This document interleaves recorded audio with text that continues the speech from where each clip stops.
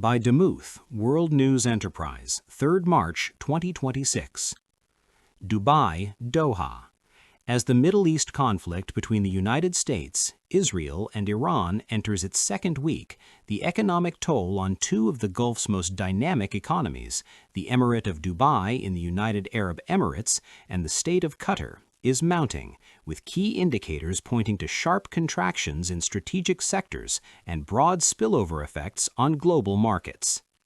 Dubai: tourism, trade, and banking under stress. Before the conflict escalated in late February, Dubai had been riding a wave of rapid economic growth driven by non-oil sectors such as tourism, aviation, finance, and trade. The Emirates' gross domestic product, GDP, grew by about 4.4% in the first half of 2025, anchored by a diversified economy with tourism and aviation accounting for a large share of output.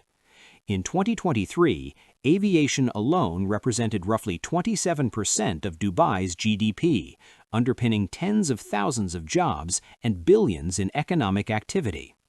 However, strikes and security disruptions have caused an abrupt downturn.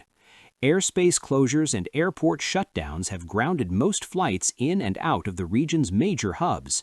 Dubai International Airport, one of the busiest in the world, saw flight cancellations surge as airlines rerouted or suspended operations amid missile threats.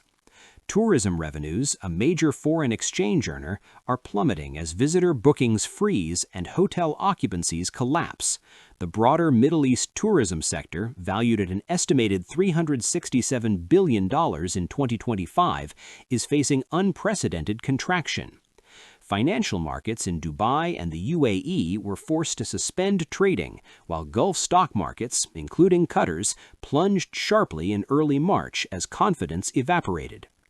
Business closures and schools shifting to remote learning reflect the depth of the disruption, with firms voluntarily shutting down and families relocating temporarily for safety, creating knock-on effects on retail and services.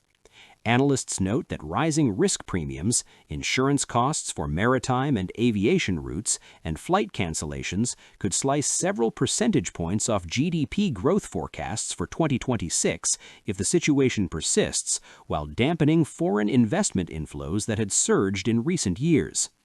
Qatar: LNG shock and energy export vulnerability. For Qatar, the microstate, whose economy is heavily tied to energy exports, the latest strikes have triggered perhaps the most dramatic blow. Ras Laffan and Mesaid, two of the country's largest liquefied natural gas production facilities, were hit by Iranian drone and missile attacks, forcing Qatar Energy to halt LNG production and consider force majeure, a legal declaration excusing non-performance on supply contracts.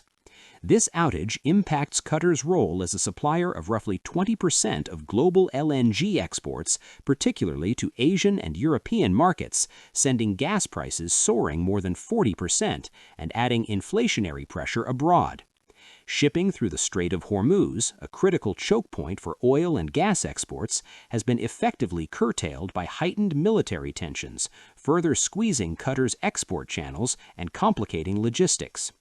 The energy shock has immediate fiscal implications. Qatar's state revenue is heavily dependent on LNG export contracts, and prolonged shutdowns or contractual penalties could reduce sovereign income by billions of dollars, a direct hit to government budgets and capital project financing. Stocks in Doha have also tumbled as investors reassess exposure to risk in the energy sector. Economic indicators and broader impact. Both economies are now grappling with a cluster of negative indicators. Supply chain disruptions and rerouted shipping routes drive up global freight and insurance costs. Commodity price inflation, particularly in oil and gas, is feeding into higher consumer energy costs worldwide, with Brent crude jumping upwards of 10% and natural gas benchmarks spiking over 40%. Business confidence and investment flows are weakening as long-term projects in real estate, financial hubs, and tourism are reevaluated amid geopolitical uncertainty. War's end. Will the Gulf boom fade? Before the present conflict, both Dubai and Qatar appeared poised to benefit from long-term growth trajectories built on diversification and global integration. Dubai's service-oriented economy and Qatar's LNG-centric export model were pillars in regional prosperity frameworks. Yet sustained warfare threatens those foundations.